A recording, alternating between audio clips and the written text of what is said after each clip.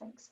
I know we've spoken a lot about how challenging it is for those who are counselling children to get practical, skill-based understanding of what to do, particularly in these difficult times, because most counselling, psychology and social work programs don't have specific training, skills training for those working with children. What do you think your training adds to the mix?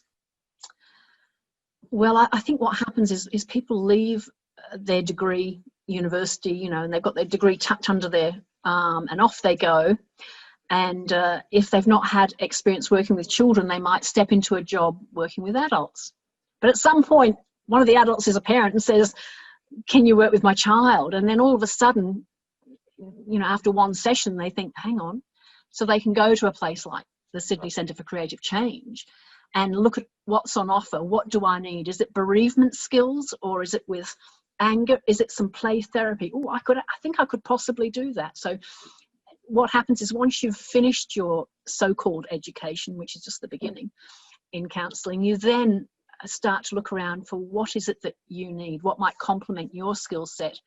But we can learn anything, but it's often not covered, unfortunately, at university.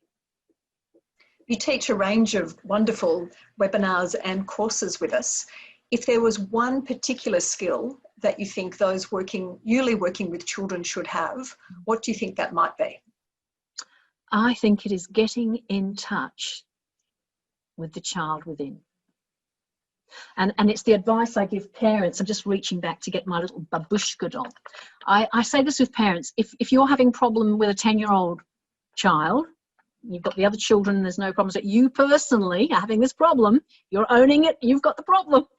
Nana doesn't have the problem with them, you do.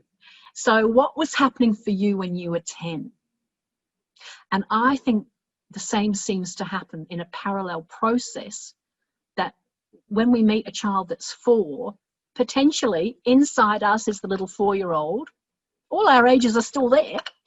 And by tuning into what we went through as a 4-year-old and then getting into that, that's the most important thing, to be able to get back to all those previous ages you've been and tune into those when you're with the client.